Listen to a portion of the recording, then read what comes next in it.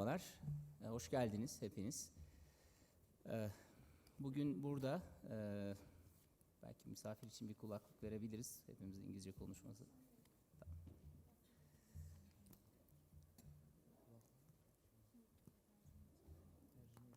SASAD'ın da üyesi olduğu ASD'nin genel sekreteri aramızda Mr. Yampay. Bunun için bu sabah burada Havelsan'ın ev sahipliğinde toplandık. Geldiğiniz için herkese çok teşekkür ederiz. Avrupa Savunma Sanayisi'ne ilişkin 20 farklı ülke savunma derneğinin ve 20 doğrudan şirketin üyesi olduğu ASD'nin daha iyi tanıtılması, oradaki imkanlar konusunda sizleri bilgilendirmek için bu toplantının uygun olacağını düşündük. O yüzden katılımımız bizim için çok kıymetli. Havelsan'ın ev sahipliği çok kıymetli. Sağ olsunlar bize salonu açtılar. Sayın Genel Müdürümüz misafir ediyor bizi. Ben SASAD Genel Sekreteri Ruşen Kömürcü. SASAD Yönetim Kurulu'nun adına sizleri saygıyla selamlıyorum. Bizim buradaki hedefimiz hem bu ilişkilerin gelişmesi, şirketlerimizin hem ASD konusunda daha fazla bilgi edinmesi, ASD'nin mevcut komitelerinde 13 temsilcimizle Avrupa'nın savunma politikalarının oluşumuna ve orada temsil edilmeye çok önem veriyoruz. Bu ilişkinin artarak sürmesi, Avrupa savunma pazarına ilişkin şirketlerimizin farkındalık seviyesinin arttırılması, ihracattan işbirliğine, başka potansiyellere, politika yapımına kadar veya da endüstrimizin maruz kaldığı regülasyonlara ilişkin bilgi seviyemizin artması için bu toplantıları çok kıymetli görüyoruz.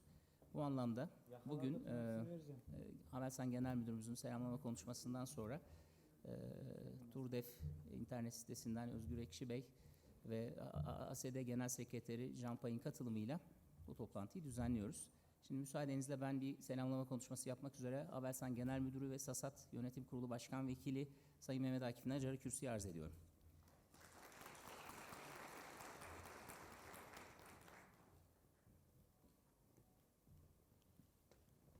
Kıymetli katılımcılar, değerli SASAD üyeleri, hepinizi saygıyla selamlıyorum. Havelsan'ımıza bir kez daha hoş geldiniz diyorum. Bu önemli toplantıda ilk defa olarak Türkiye'de Avrupa Uzay ve Havacılık ve Savunma Sanayi Derneği'ni başkanını ağırlıyor olmaktan SASAD olarak ve Havelsan olarak gurur duyduğumuzu ifade etmek istiyorum. Bu toplantı vesilesiyle hem bir araya gelmemiz, hem sektörün konularını konuşmamız, birbirimizi tanımamızın önemli olduğunu ve hem de hazır buraya kadar gelmişken Avrupa Uzay ve Havacılık Derneği Başkanı'na yönelteceğimiz soruların Türk savunma endüstrisinin, havacılık endüstrisinin gelişmesine katkılar sunmasını temenni ediyorum.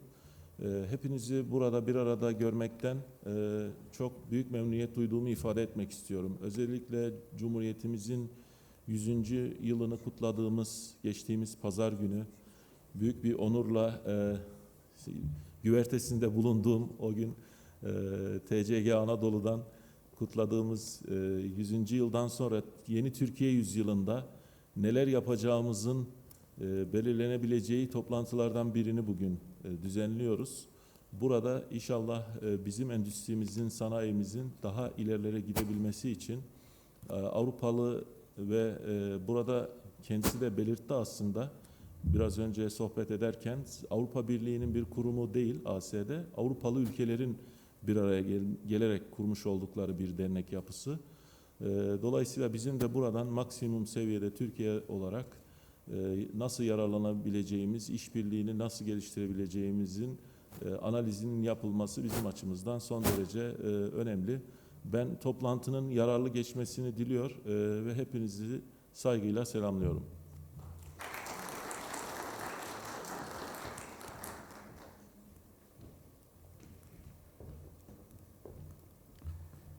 Sayın Genel Müdürümüze teşekkür ediyoruz. Şimdi müsaadenizle kürsüye önce moderatörümüz Sayın Özgür Ekşi'yi ve değerli misafirimiz Mr. Yampay'ı davet ediyorum.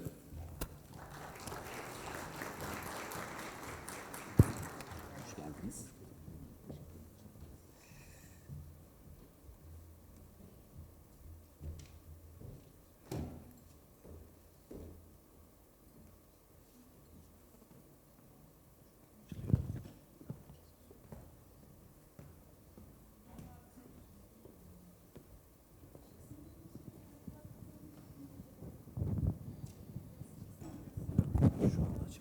2 ses.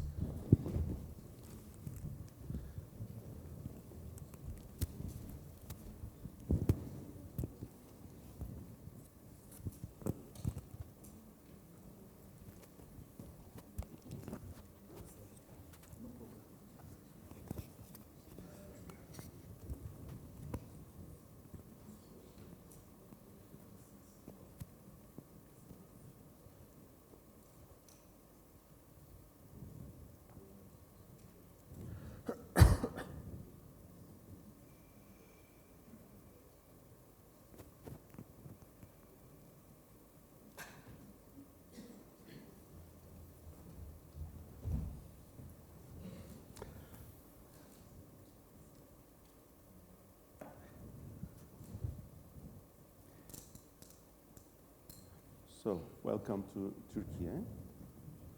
While I'm waiting for you. Pleasure being here. Yes, it's a great pleasure to have you here, invite you here, to see you here in Turkey. Well, we have the 100th anniversary of the foundation of the Republic of Turkey. It's a great honor to see you here. And we all want to hear what ASD will bring to Turkey, to us, SASAD, in fact. So maybe you can describe us for the moment how Europe sees the environment, the defense environment. Shall we call it the war economy right now? The environment in Europe. How do you see it, and what can we do with together? Absolutely. So first of all, it's a pleasure to be here in Turkey, and especially today, as you mentioned. And thank you for the very warm welcoming. I'm happy to elaborate a little bit on the opening question about how we should see the situation. Is it a war economy? When I speak, I'll speak as the Secretary General of ASD, which means that I will represent the industry view. But if you allow me, I'll be happy as well to point out where I think there might be differences between the industry view and the political views, because I do believe that this exists as well in a number of very important areas. So if I start, I think in order to understand where we are right now, I think a good starting point is to look at where we were before the war. I think it's very important to realize where we're coming from, what we were looking for, the long-term journey that we were on with the European defense industry, and see the war as something that happens during that journey, and see what impact does this thing that happens now have on our long-term journey. So from that perspective, let me first point out that the situation before the war, if we look at the European defense industry, it is a very fragmented industry. I think everybody is aware that we have plenty of different versions of platforms for the things that the US, for example, would have one or possibly maybe two, and we could have 15, 16, 17 versions, be it land vehicles, be it naval vehicles, whatever it might be. And this, of course, is not from a cost effectiveness perspective very good. And secondly, it's not very good from an from interoperability perspective. It's not very good from the perspective of being able to work together with one another, to lend, to train, to do things together. So an EU that is fragmented. On the budgetary side, I think it's also important to see on the global scene that before the war we had an EU that was roughly, or Europe, maybe I should say, Europe that was roughly in terms of defense spendings at the same level as the Chinese, roughly, if we don't speak about details. The difference being that the Chinese came more or less from nowhere in the beginning of 1990s and has had a trend that has gone remarkably upwards in terms of their defense spendings. And now we are somewhere at crossroads between the Chinese and the EU defense spendings. And indeed, the EU defense spendings has increased as a result of the war, but I'll come back to that.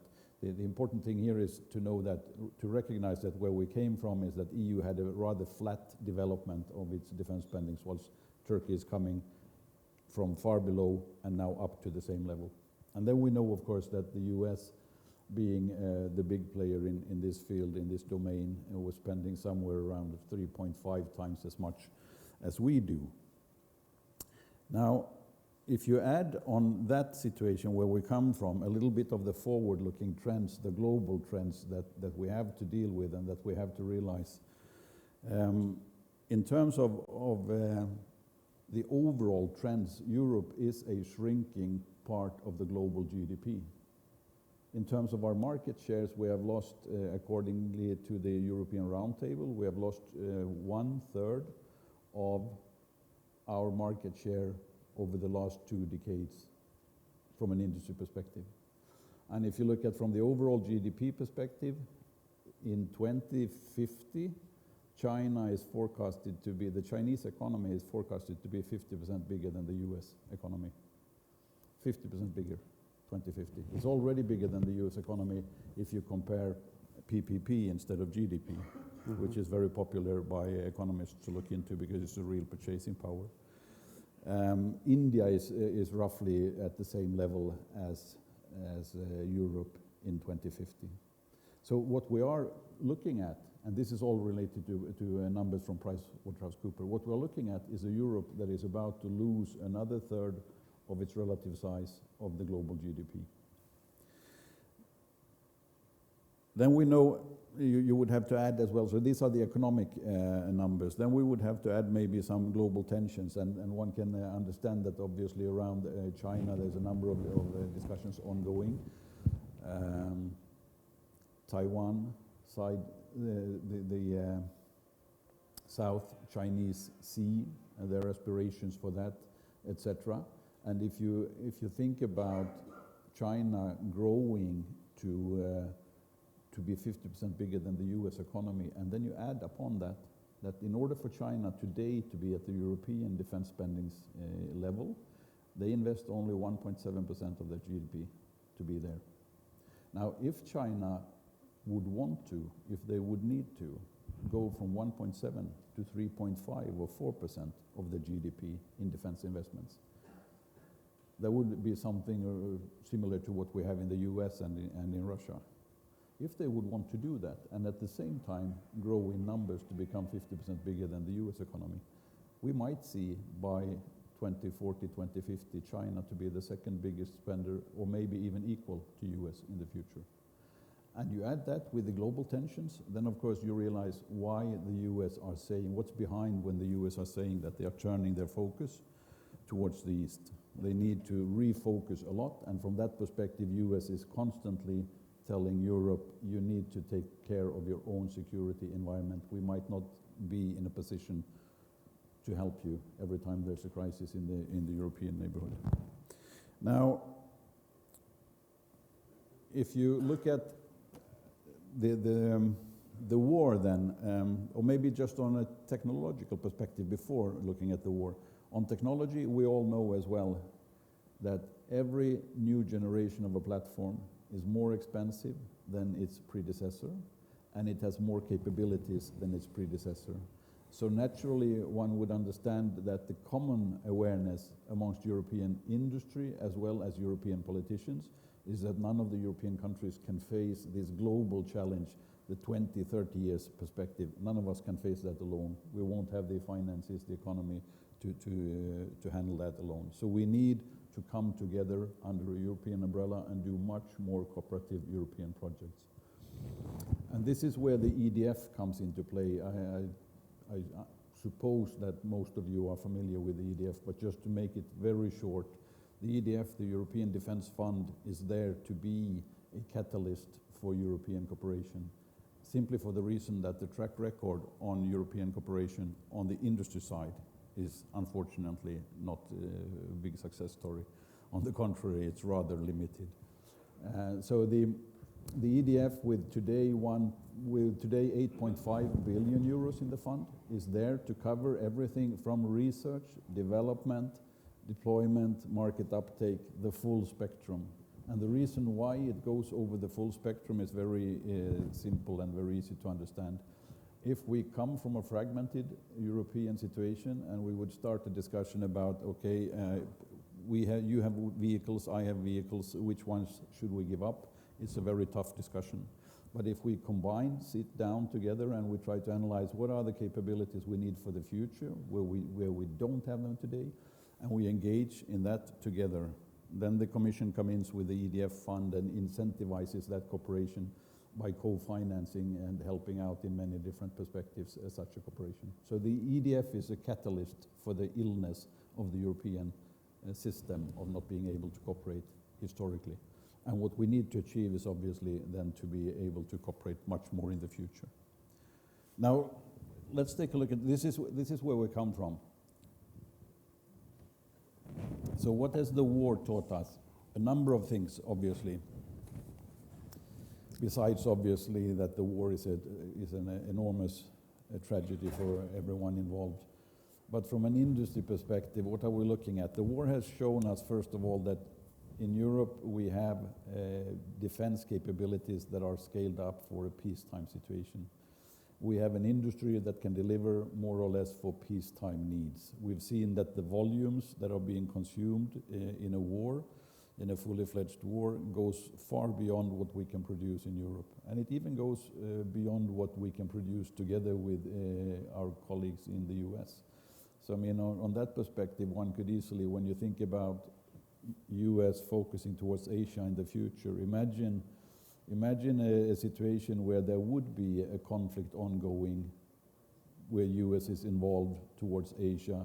Imagine that there would be something else ongoing, maybe in the Middle East, maybe somewhere else, and then we have a situation in Europe. And we already see that with the war in Ukraine, US is having difficulties in helping out. It won't be easier in the future if there is a tension with China, especially given the Chinese capabilities.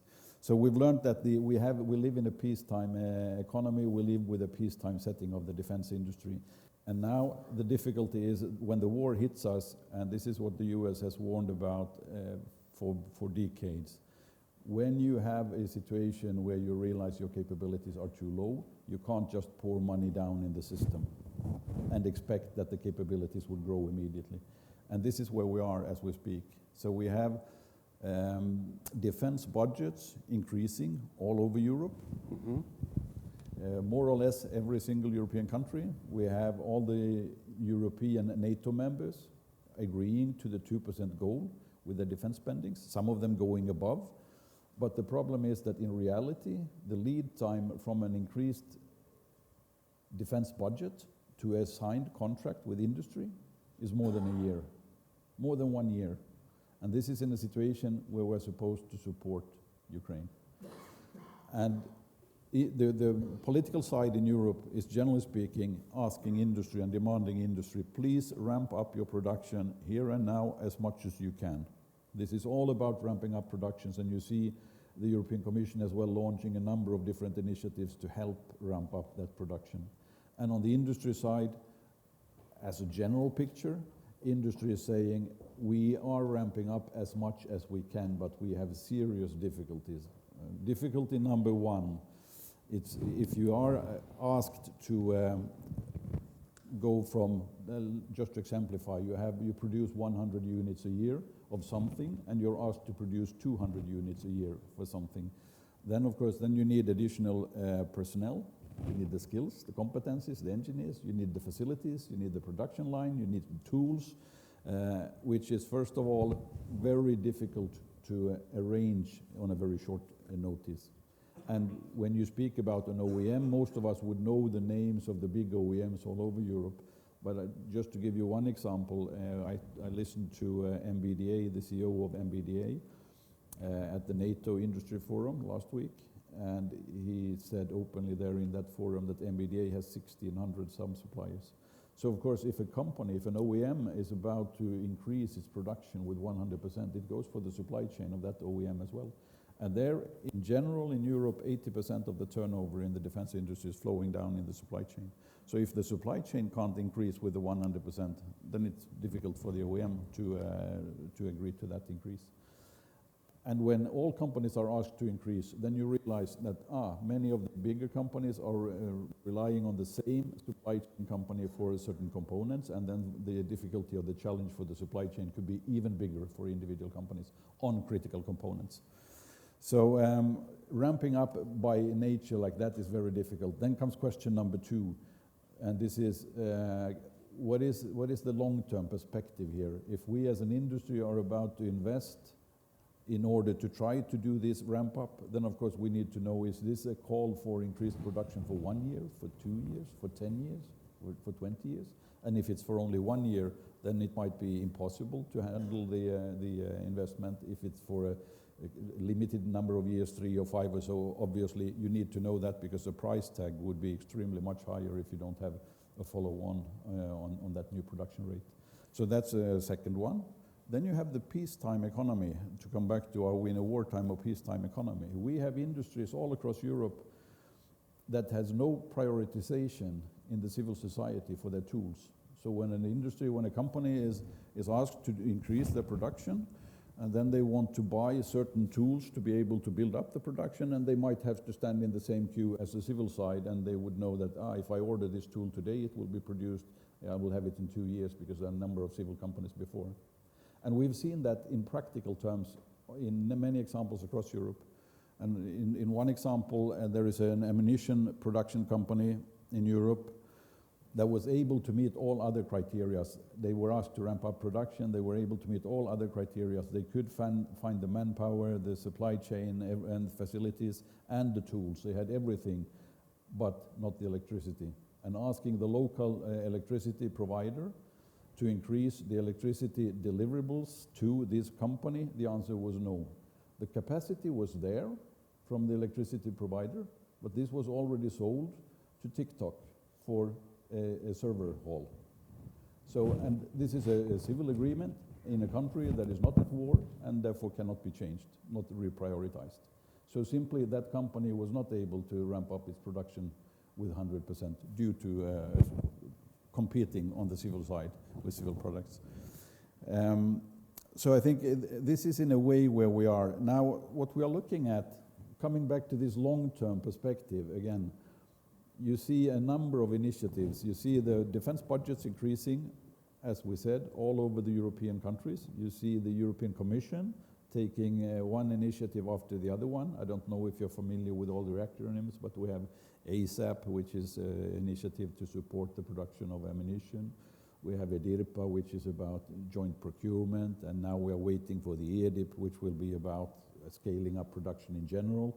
So a number of initiatives, all to build a stronger European defense industry. Now, the real challenge with that is not to lose focus on where we were going. So we said at the beginning that we need to build a stronger European defense industrial base to take care of our own security. We cannot be fully dependent on the US and others to help us from time to time. We need our own industrial base, different production rates, different volumes than we have today. Okay, with all of these new money floating into the system, if European industry is not able to scale up quickly enough, then the overall risk is obviously that that money is being used for buying off-the-shelf products where they exist. And that would mean US, that would mean South Korea, and that would mean a number of other possible deliverables as well. But in terms of the long-term perspective, what it would mean is that we would bring to Europe a number of non-European systems that would be in our systems now for the decade to come, which means that what we are doing with all of this new money is not strengthening the European defense industrial base, but strengthening non-European industrial bases and putting us in an even worse situation for the next crisis. So the very tricky balance for Europe now is to ensure that crisis management to deal with the war as we speak is not putting us in an even worse situation for the next war, but actually learning lessons and putting us in a better situation. And that's a tricky balance between what we need to do directly and how it affects the long-term positions. I think as a starting point, I could start there and take follow-on. Thank you very much. Mr. Pierre, sorry. Mr. It's okay. When we look at ASD figures for 2022 post-COVID terms, it mostly prioritizes civil aviation, as you mentioned, in fact, in another way.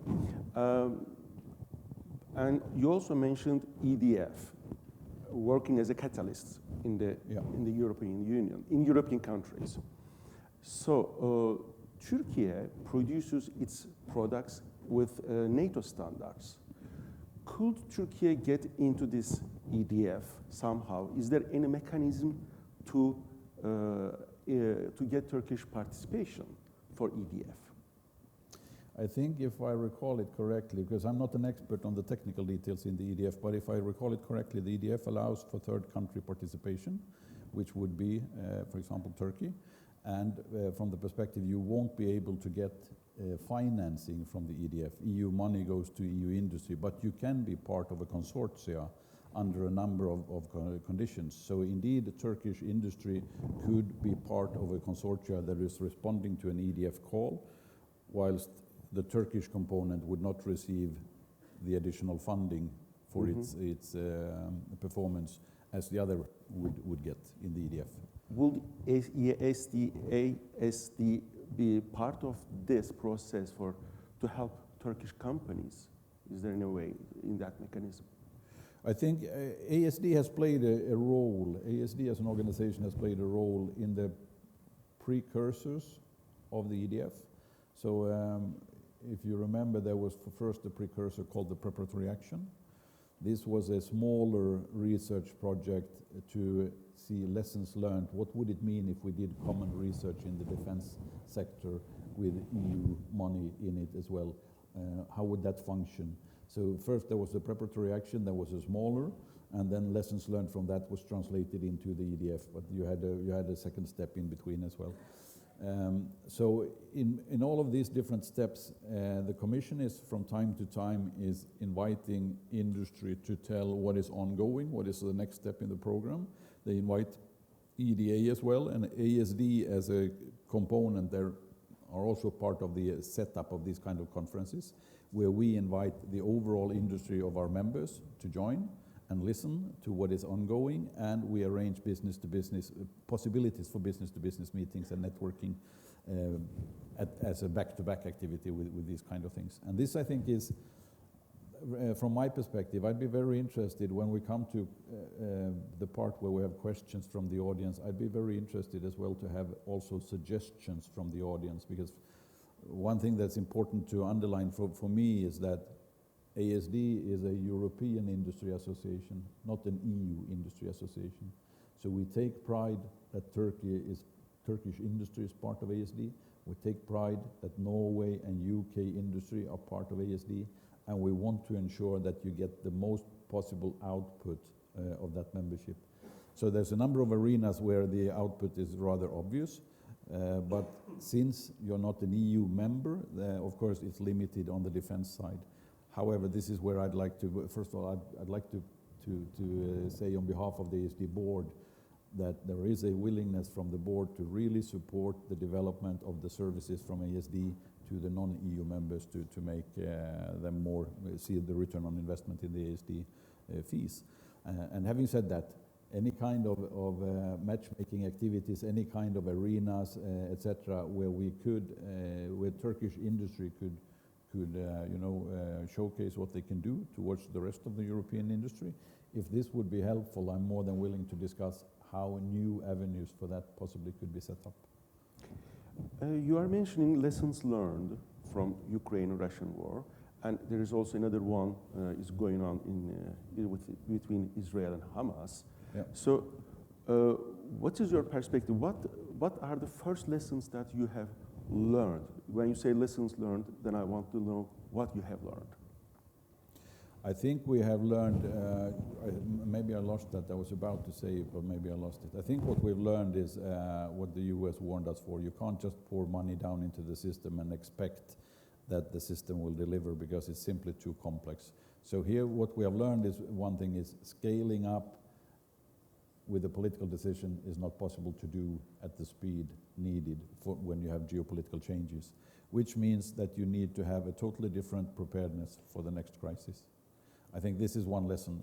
And I think from that perspective, that what we would see in Europe develop over the future would be that when we go beyond the peak of the war, whenever that would be, when there is some sort of arrangement between Russia and Ukraine, and we can put this war to a certain extent, at least the operational part, behind us, I think that the discussion will really be about what kind of preparedness should Europe have, what kind of security of supply should Europe have, what kind of capabilities should Europe have for the next possible situation, and how should those be financed? Because here we come from a situation where the public discussion in Europe on defense as a key enabler for your security and defense spendings as a, let's say, an insurance premium for your security is non-existent if you compare it, for example, with the US, where it's my counterpart on the US side, AIA, Aerospace Industries Association in the US, they are producing tons of material about what the defense industry is all about, why it's needed, etc., etc. They hand over this material to trade associations, to unions, to schools, to different organizations, and inspire for a dialogue that constantly goes on about why you need the defense capabilities in your society as a key component. So this is something that is very important, I think, and the lessons learned. If you want, first of all, if you want the possibility on the political side to ramp up defense budgets, then you need to have the public support to do so. If you want young engineers to go into the areas of competence needed for this industry, then you need to be proud for working in the defense industry. And this is not always the case in Europe. It depends very much on which country you're in. So what we are lacking, I think, is we will need to be at a totally different level of defense spendings, and we will need a public debate that is ongoing everywhere about why this is needed, and we need to ensure that we gain the public support for it. Because if we don't have the public support, we won't have the political support. If we don't have the political support, we'll be in the same trap again, where we suddenly try to ramp up without having learned. In Turkish case, we see that there's a public support for such kind of defense spendings, and as you said, it is coming from the behind. It started from the behind, but it is coming very fast and going up. So is there any in Europe, is there any perspective for Turkey so that you could benefit from this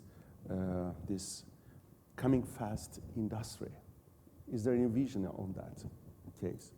Or you just look in yourself and focus on yourself? No, I think Europe, and here again it depends a little bit on whether you speak on the political side or on the industry side. I can say for sure that on the industry side, when our members in ASD speak about European capabilities, they think very much about European and Europe as a continent. Which means that there is a huge appetite, obviously, for the companies that are members of ASD to ramp up their own capabilities, and doing so, they are looking for European partners. So I would assume that as we speak, a number of the ASD direct company members are looking for Turkish as well as for UK partnerships to increase, building their own proposals. When it comes to the European Commission, it seems very clear for the time being that the Commission is really focused on EU capabilities and admitting on one hand that Turkey is a very strong player, UK is a very strong player, these are important strategic relationships, should be built, but EU is the core where you put money. So I think in terms of funding, I think with the current Commission there is no way that we would see EU funding, EU taxpayers' money being invested in Turkey or in UK. This will not happen. But cooperation on the industrial side, I think the appetite is huge. So there's a fragmentation in Europe on this specific subject for the industry and for the government side, how the money should be spent, as far as I understand. So for ASD and SASAD members, how the trade volume could be expanded? This is the next question will be, is there any mechanism that you can share here that Turkey could join or contribute? I think, first of all, Turkish industry is fully a part of through SASAD, part of ASD working group. So, I mean, the Turkish influence into the ASD positions papers is certainly taken into account. This is already in there. Again, as said, ASD is a European industry association. So we don't exclude any Turkish members in any working groups of ASD. As to what can we do together to ensure that the European industry is being beefed up, I can take one. There are many examples. There's a lot we can do, but I can take one very concrete example. And I don't know if you picked up on that, but I think it was the High Representative, Mr. Borrell, that first launched the idea of a Ukrainian defense fund. Now, this Ukrainian defense fund would come as part of, so it would be beside the EDF. This would be something different. It would come as part of the Peace Facility Fund, and the overall idea being that member states that support Ukraine could be reimbursed from this from this Ukrainian Defense Fund, and that would help the long-term planning. So the first idea was that this should be a 4-year planning. It should be 20 billion euros in it to be reimbursed, and from that perspective it would be much easier for the different member states to plan, and from that perspective it would be easier for them to support. Now, if that comes through, if this fund will actually be on the table. Now there are some discussions about whether it should be 4 years, whether it should be 1 year at a time, etc. But if this fund comes at the table, what ASD will push is, of course, that if for member states that are supporting Ukraine by buying off-the-shelf products from the US or South Korea, they should not be refunded from this money. Member states buying European equipment, they should be refunded from this fund. And that would mean that possibly ASD can steer a number of billion of euros to be invested in the European defense industrial base. And difficult to say, I think, for the consortia that would deliver, if this is new productions or new products developed in consortia, I think there would have to be an EU industry as a leader for that consortia. But I definitely believe that Turkish industry could be connected and part of these kind of consortia. Into this Ukrainian defense fund? Yes. So is there there's European Defense Industry Fund that ASD is very powerful in that, as far as we understand. Can you foresee any way that Turkey could be part of it or contribute to that, other than we have speaking? No, I think, as said, the limitations are there. The EDF is today 8.5 billion. What we are calling for now is an increase from 8.5 to 13 billion. So a real ramp up. And for the next MFF to, this is related to the midterm review, and for the next MFF to be even bigger than that. I think this is something ASD has to advocate in favor of as an organization as a whole, and I think the limitation will still be there that there would be no refinancing to third country nations on the defense side. I think this is the reality, but I think a beefed up European Defense Fund will again be a catalyst for much bigger investments in Europe. And I think much bigger investments in Europe will drive also for the European industry leaders that they are looking for, where do they find the competent partners to build their business case. And from that perspective, I think Turkey has shown in a number of areas, Turkish industry has shown its leadership, its capabilities.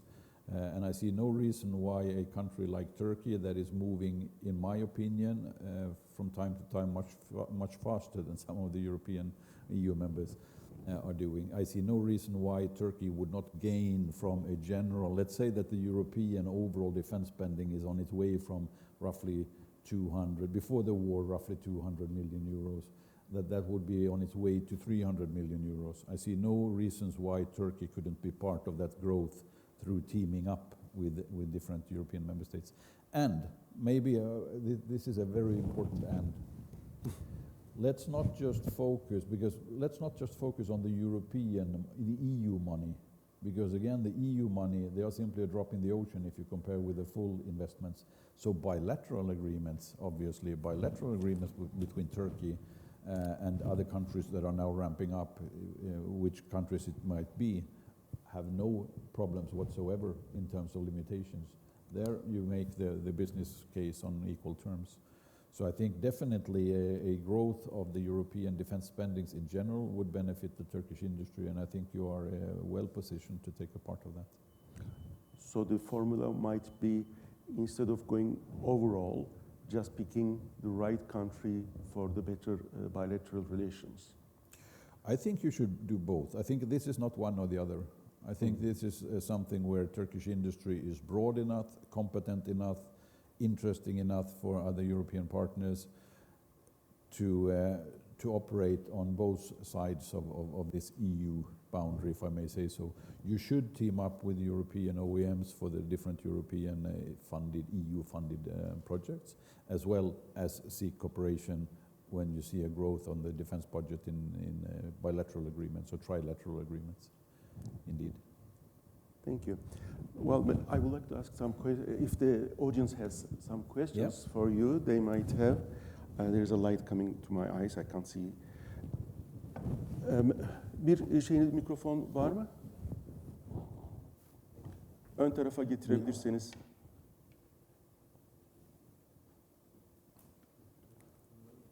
Will I need this one, or will you translate the question to me? Sorry? Will I need this one? I don't know whether he will be asking in Turkish or English. I don't know. Ön tarafta. Siz mi? Özür dilerim. El kaldırdığınızı göremedim. Evet. Türkçe mi soracaksınız, İngilizce mi? Tamam. Ona göre şey takacak da kulaklık, o yüzden sor. No. You will be asking in English. Okay. Hi, welcome to Turkey. I'm responsible from strategy branch in Havelsan, Erol Yücel. My question is, I appreciate the advancements and investments in the defense industry has made in hardware technologies. On the other side, we are talking about decision-centric warfare, cognitive warfare for the future operations, military operations. However, I'm curious about the comparative emphasis on software and mindware, which are crucial for innovation and operation excellence. Could you share your insights on why these areas might not be receiving as much focus, and what steps the ASD is taking to address this issue? Thank you. Should I respond directly? We take Sure, number one? of course. Okay. So thank you for the question. I don't know if I can give you a fully fledged answer to that, because when you dig into the different technology areas, this is really not where ASD is most active. We're more active on the policy and funding side. However, I think, first of all, that you make a very relevant point.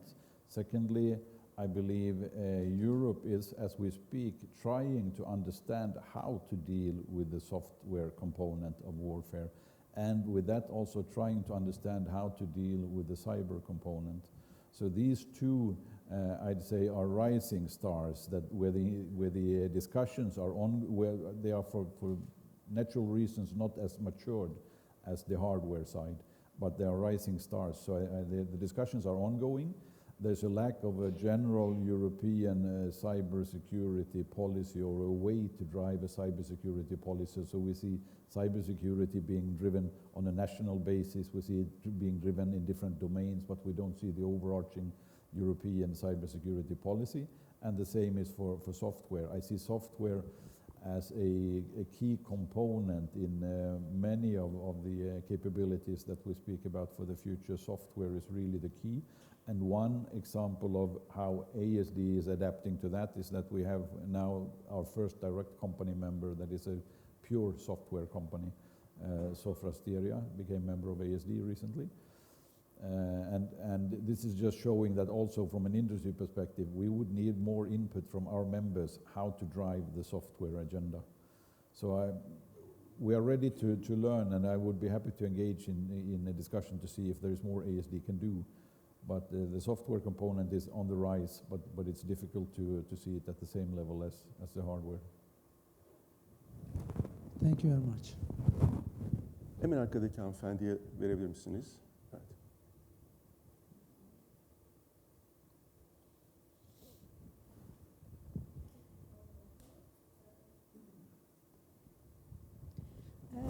I have a question about the EDF, European Defence Fund. You said that there is not any legal restriction for Turkey defense industry, a partner of the consortia, as I understand correctly. And do you think that the ASDA companies are knows Turkish defense industry enough? I mean, do they know the capabilities of the Turkish defense industry deeply? Just being the part, just for being the part of the consortiums. What do you suggest for introducing us better? Yes, my understanding is, first of all, just to confirm, my understanding is indeed that there is a third country participation possible in the EDF. So by definition, the EDF is not exclusive for EU members, but you have certain criteria, certain conditions, and you won't receive the funding, and you have other conditions as well. But you can be part of a consortium. This is my understanding. And in terms of, is the European industry, the EU industry from that perspective, are they recognizing the competencies of the Turkish industry? I think it's tricky for me to answer that, because then you really go into the business view from different companies. My understanding is, when I speak to a number of the OEMs that we have, such as Leonardo, such as Airbus, etc., that they are all very interested in the Turkish capabilities and competencies. So my understanding is that the business interest is indeed there. Is it there broadly enough? I doubt so. I don't think so. I think that there's a lot more that could be done if we could set up, and this is maybe one of the avenues that we should explore in ASD, if we could set up something like a European marketplace where different European industries could showcase their offer towards others.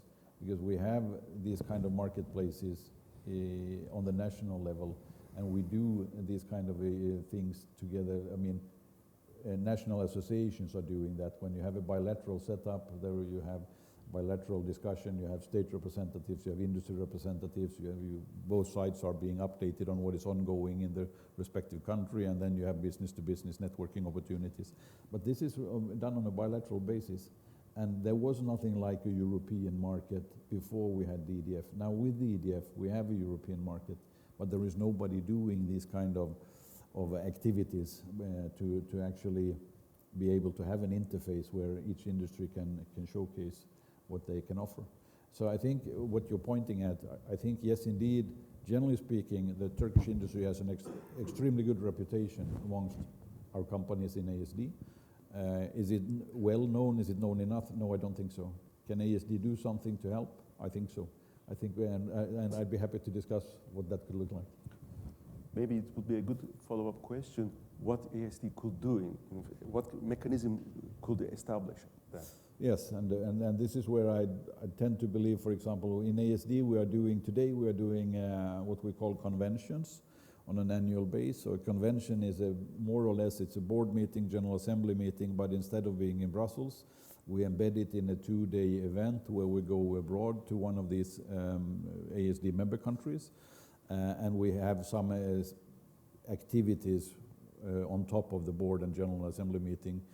Some activities that are professional, and some activities that are also for pleasure, so because also spouses are invited and so on.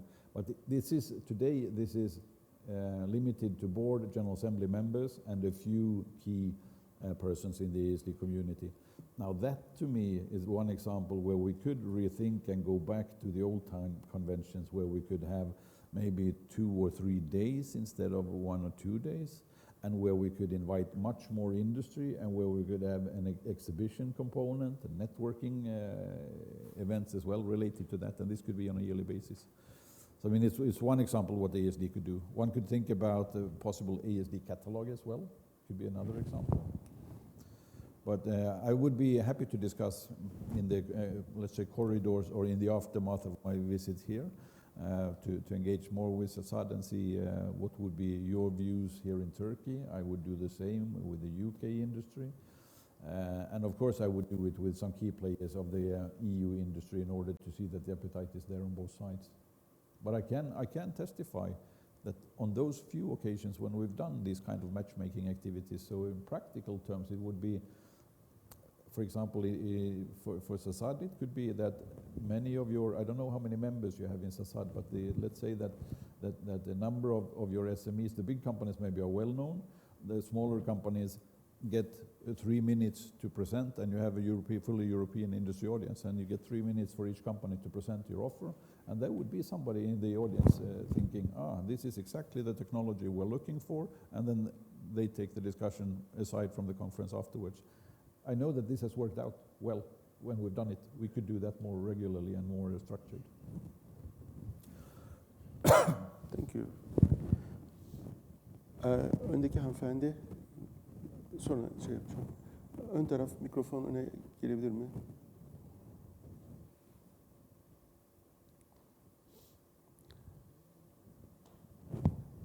My face you already know. Yes, it's good beamers. Okay. Welcome again. Welcome to Ankara. My name is Betül Kalay. I'm also representing SASAD in ASD in Security Business Unit as the Vice Chair. I've been working in ASD for more than approximately 2 years, and I had the great opportunity to understand and make some contributions to not only for ASD but for SASAD. I know how the pins are running. I know how ASD is professional. So I really want your opinion and your elaboration on how ASD is managing the existing relations between the decision makers in the European Defense Society, I mean the political part, the legislative bodies, decision making like the small directorates like DG Home, etc. Because there's a great, good example, I do think so. So I would kindly ask you to elaborate on this management of the relations. Thank you. So I'm not entirely sure that I understood correctly the question, but the question is about how ASD manages its relations with the different policymakers because of the broad agenda. Exactly. The political part is spending guiding the budgets, you know, defining the requirements, necessities, and you are representing the industry there, so they are the suppliers. And there's a good, very nice, you know, fluctuation and a flow about what the decision makers are thinking, and you are making the industry to be aware. And I just want to talk about the cycle. Yep. Okay. So I'll try to elaborate shortly on that. So first of all, at ASD, we have, just to paint the picture a little more in detail, then we have 18 people in the ASD staff. We have roughly 55 working groups, and all of these working groups are manned by industry, and we draw upon resources from roughly then 1,200 or so experts from industry for the different ASD dossiers. So 1,200 industry representatives in different working groups, all coordinated by ASD staff. The expertise on the ASD staff side is the functioning of the EU institutions, the Parliament, the Council, the Commission, of course, the European agencies of relevance for us, and so on. And the expertise on the industry side is obviously what are the industrial needs? Where do you need policy support, research support, money, or where do you have barriers to market access or whatever it might be? So this is the overall setup. Having said that, the guidance for ASD, we produce within these different working groups, we produce different ASD positions on different topics, and with these positions we do the advocacy directly towards the institutions on different levels. So we address the presidents of the institutions when needed. An example of that is that we are setting up now a meeting with Ursula von der Leyen in I think it's November 29th, that meeting will take place, where we will have a CEO delegation to meet with the President of the Commission. We draft letters, etc., push for our issues to the President of the Parliament, Council.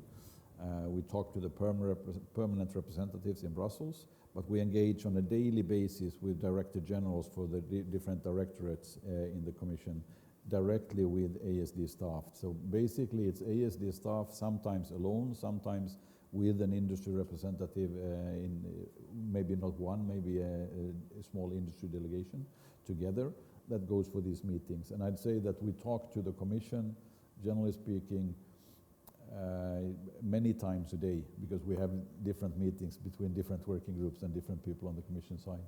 So the interactivity with the Commission is extremely huge, but also with, especially these days, with ECHA, the European Chemicals Agency, with the EASA, the certification agency. And I think, I don't know whether it answers your question, this is the way we operate. We push for example, we really try to push for industry perspective. So in the run-up towards Brexit, for example, none of the industry on the European side, a fully European side, wanted Brexit. UK industry did not want Brexit. European industry did not want Brexit. We pushed a lot for avoiding Brexit, saying this will have major industry interruptions in the possibility of cooperation. Brexit happened. After Brexit, we need to adapt to the new reality, and then we push for as good third country participation as possible in the EU, different EU mechanisms, in order to make sure that from an industry perspective, industry is not looking for where do we find the best EU configuration. Industry is looking for where do I find the best competitive offer, where are the different technologies, how can I take those on board into my offer, and what are the barriers to get there, and try to lower the barriers. So industry is really looking for low barriers for cooperation with competent partners all across the globe, wherever they might be. But where I would say the new limitation for the future, one of the lessons learned on the war, by the way, is security of supply. So obviously lessons for the future would be, to what extent do you want global supply chains, and to what extent you need to understand which are the strategic components in your product where you cannot afford either trade issues, trade war, or something else to distort your own security of supply. So that comes in at play as well. We've learned on security of supply by the war. But I don't know if it answered your question on how we work. Okay, thank you. It's fine.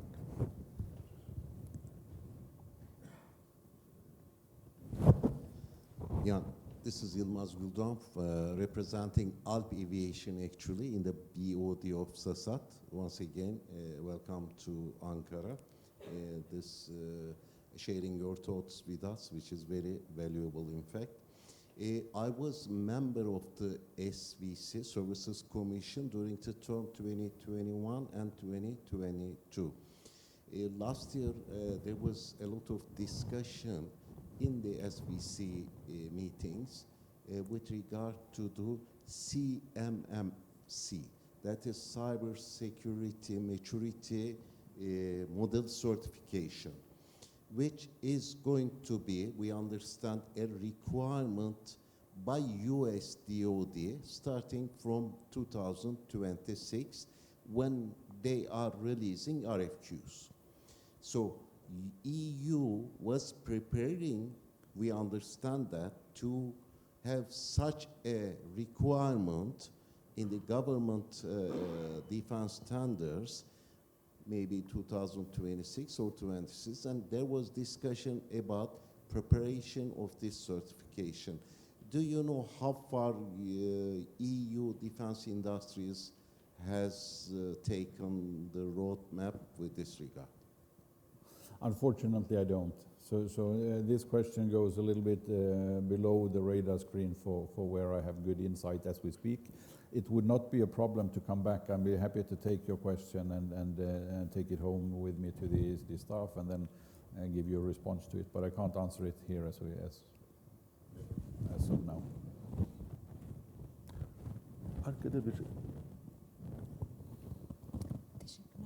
Hello. My name is Özlem Köylü Alkan. I'm from Aspesen Enerji. Aspesen Enerji is also a company for campaign of Turkish Armed Forces, just like Havelsan. And I'm from the Strategic Planning Department. My question is Biden's Inflation Reduction Act. In terms of these studies, they're talking to different countries in the South China Sea, Australia, India, Japan. And if I'm not mistaken, last June, the Department of Defense, the country's Department of Defense has actually come together. And they're arguing and thinking about a cooperation on highly critical components and high technologies in the defense industry. And my question is, in terms of these developments in the area, what's ASD's and Europe's stance on that? And the second one is, in terms of supply chain management, do you see any disadvantages or any risks compared to these developments and Europe's movements? And the question that I'm asking is because Aspison is actually a subsystem developer for platforms and military equipment. And my last question is, can Turkey be a good source and bridge in terms of supply chain for Europe? So first on the Inflation Reduction Act, which is, if not everybody is aware of it, this is a very strong support from the US government towards US industry on many sectors. The discussion in ASD is a bit, let's say, we do not have something like an ASD position, common position on the Inflation Reduction Act. I pick up different views in the corridors from different industry members, some of them complaining that this is going too far. Again, the US industry is getting more support than European industry, etc., whilst others are pushing to say that the problem is not that the US industry supported, the problem is the lack of support for the European industry.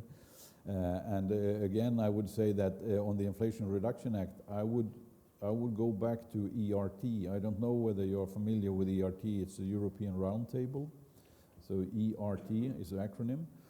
They produce an annual report, which I found extremely valuable, and it's on a high level.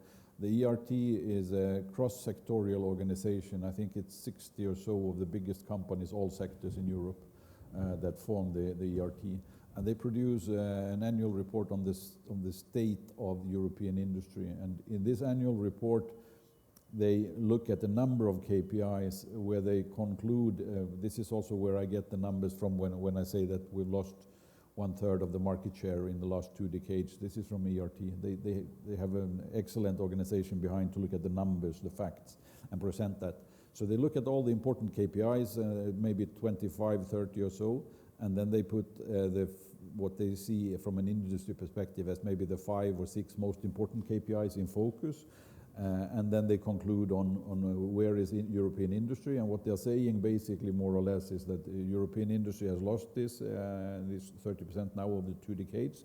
The most important things for European industry in general are investments in infrastructure, energy, wind, power, electricity, 5G, etc. So they point at which are the most important investment areas for industry generally to stay competitive, and then they look at how much is Europe investing in these areas and compare it with US investments, Chinese investments, etc. And Europe is always losing out. So what they are warning is that they are saying that there is no problem with the Inflation Reduction Act.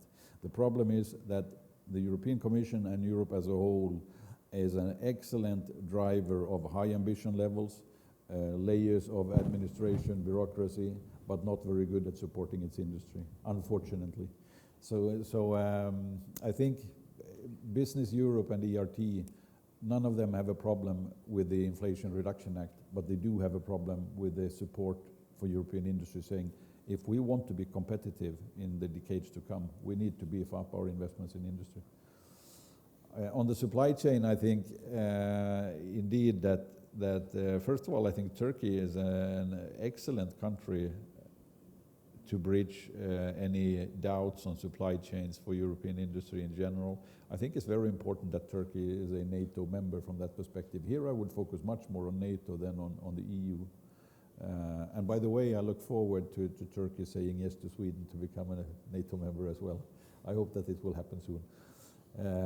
Having said that, I think Turkey is an excellent country to bridge that, and I think within the NATO community, I think there would be nobody having any doubts on security of supply if the supply would come from the Turkish side. And from that perspective, I also think that the bridge from Turkey to the eastern part of the world is something that is highly appreciated. So I do believe that Turkey is well positioned for that. I do believe as well that it would be more relevant for an EU-placed company if the production of what they're looking for is actually taking place in Turkey rather than sub-suppliers outside. So it's a bit related to that as well. And your last question was?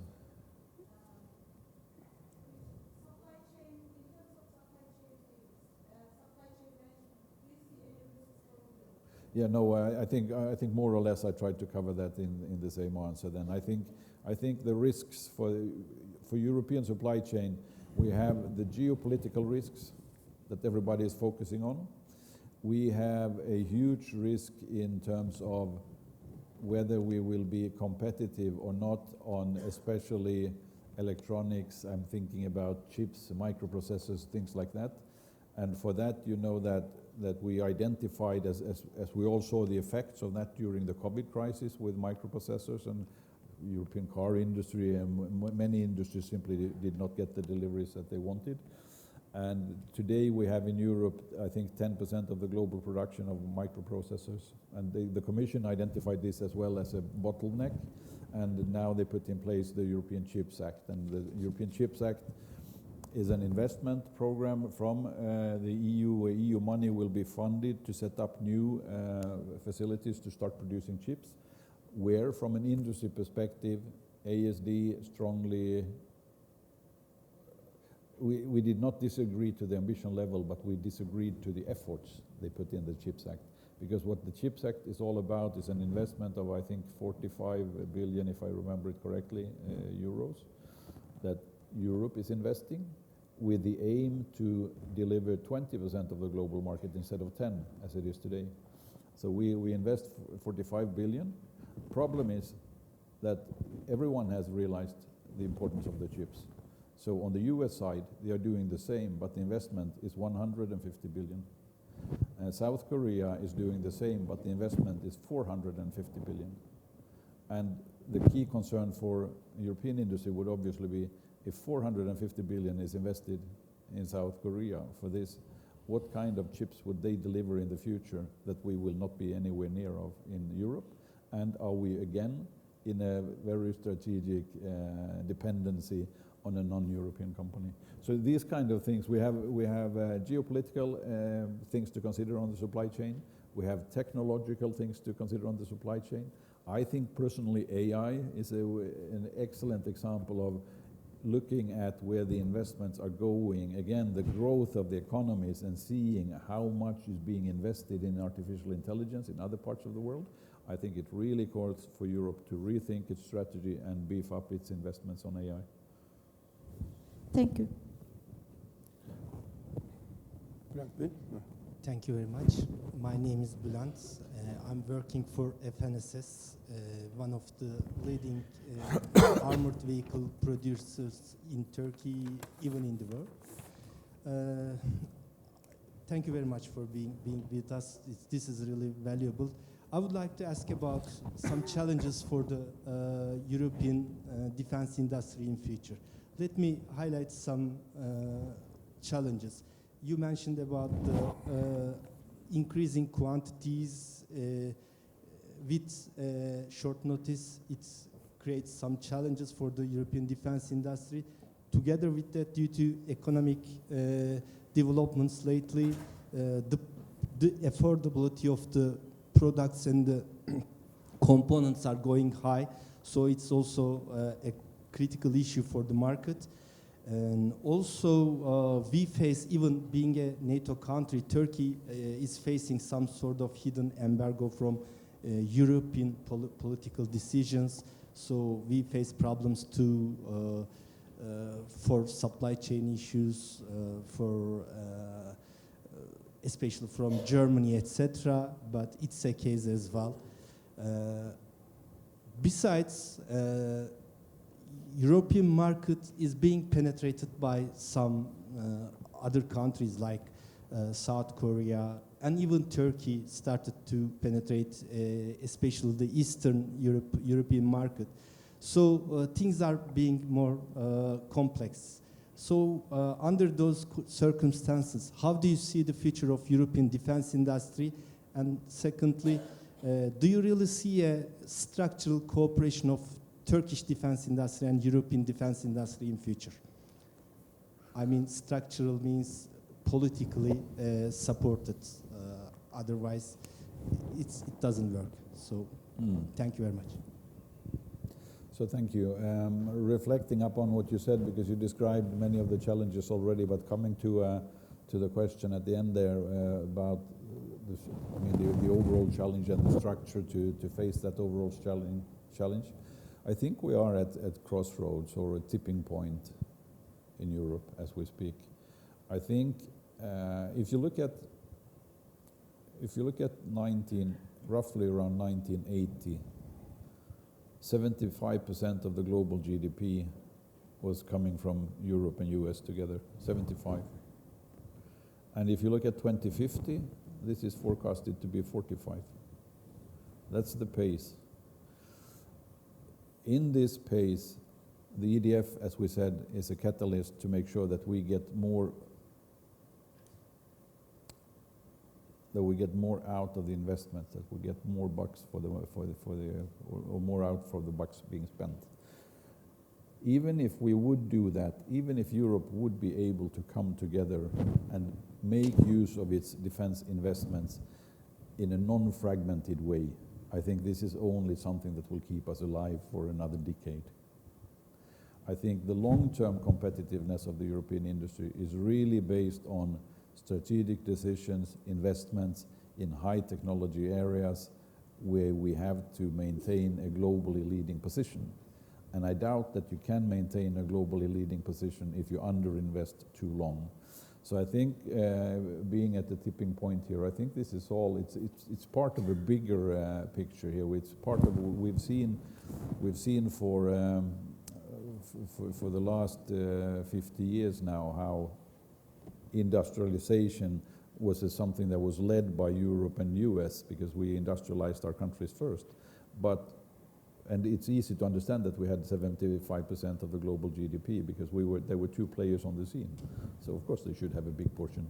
But it won't be two players on the scene in the future. There will be many more players on the scene, and the game will be much more difficult and the other players will be much bigger.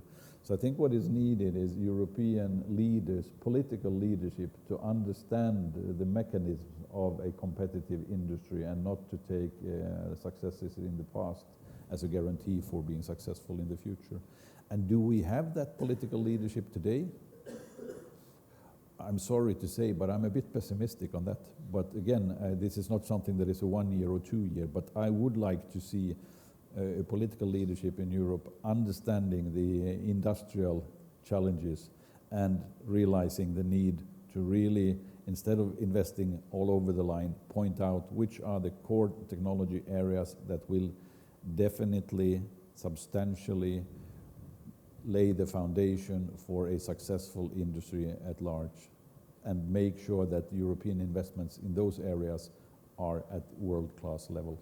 I think if this sounds a bit negative, I think on the positive side, I think that there are many evidences for Europe as a whole to be an extremely innovative region in the world.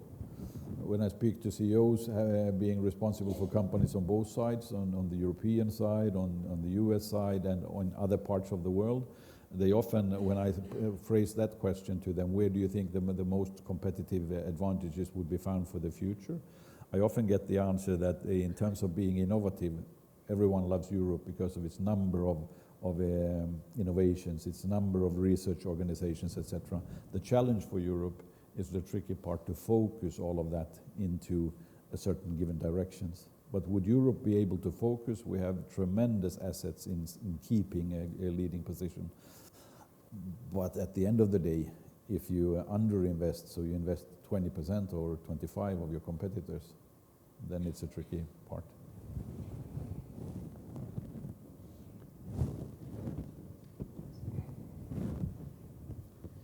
Hi, welcome again, and thank you for your speech. It was really nice meeting you here, and I really appreciate that. My name is Özgür. I'm working at FNSS Defense Industries, also at the same company. Our company is a joint venture company of American BAE Systems and Turkish Nurol Holding, and we are a main contractor company. And although my question would be more or less the same with one of the previous questions, I still do want to hear your advice about participating in consortia. I mean, when international fundings are considered. As I personally experienced, even before matchmaking events, all consortia are being formed between those main contractor foreign companies, I mean international companies. What do you really advise us? Thank you. I think coming back again to the possibilities for Turkish companies to be part of consortia when it comes to the EDF. I think if I recall it correctly, sorry if I get wrong one of the numbers, but if I recall correctly, on average during 2022, every response to a call had a consortium with 22 entities as an average, coming from 9 different countries. So these are average numbers. This, I think, shows the general appetite for European industry to cooperate, to break this national supply chain thinking and saying that we really need to get this act together. For Turkey to be part of that, again, it's difficult for me to say more than I've said already. I would tend to believe that some of the technologies that I see developing in Turkey are really leading technologies from a European perspective. And I would be extremely surprised unless there would be a huge interest from other European players to team up with Turkey. Whether it makes sense to do that in an EDF call, or whether it makes sense to do that on a bilateral agreement, this is another thing. There you would need more info about what are the thoughts on the MOD sides and what are the thoughts on the business leaders side. But I mean, I remain very positive about the possibility for Turkey to play an active role in beefing up European defense industry. And maybe if I may add one thing that I think is important as well to other questions that has come up on the future of the European defense industrial base. I think the challenge for our industries is only half as big as for our politicians, if I may. Maybe that's a bit of a provocative challenge. But from an industry perspective, I think when you have your competitiveness, when you have your technology, if you don't get the support you need in your own country, you're free to move. And this, I think, is what industry will do if the European competitive landscape becomes too difficult. You will continue to grow your company. You might not take the first move is maybe not to move the headquarters, but you continue to do investments and to grow your country in another part of the world where the investments are better and the competitive situation is better. So this is maybe not the problem from, not entirely as tough problem for the industry because you're free to move, as it is for the politicians. Because if the politicians would realize that, we have a number of very strong companies, we can call them BAE Systems, we can call them Thales, Dassault, etc., but they have only 20% of their activities in Europe, now 80% is outside. Then the problem is really for the European politicians, European security, European taxpayers. So I think politicians have an even harder headache and they need to react to that. Last question, if we have. I don't see any. Well, I don't see any more questions. So, Mr. Pierre, thank you very much for enlightening us with your answers. I would like to thank Havelsan and Mr. Mehmet Akif Nacar, General Manager of Havelsan, for opening this facility to us, SASAD for organizing this event, and all the audience for their contribution with the questions. Thank you very much. for everything. And thank you from my side as well. I don't know, I hope that this discussion has been useful, that you've been given some insights on how we think on the European industry in Brussels, representing the broader industrial base. But for me, it has been very useful. I can guarantee that, because what I take away from this discussion with you now is, first of all, it's the number of people in the room, it's the huge interest, especially for Turkish industry to have access to European programs. What are the conditions for the consortia, etc. So in terms of feeding that back to the board as well, that we should really continue our discussion to see what we can do for the non-EU members in ASD. I think you've given a stark impression to me. So thank you for that. Thank you. Our pleasure.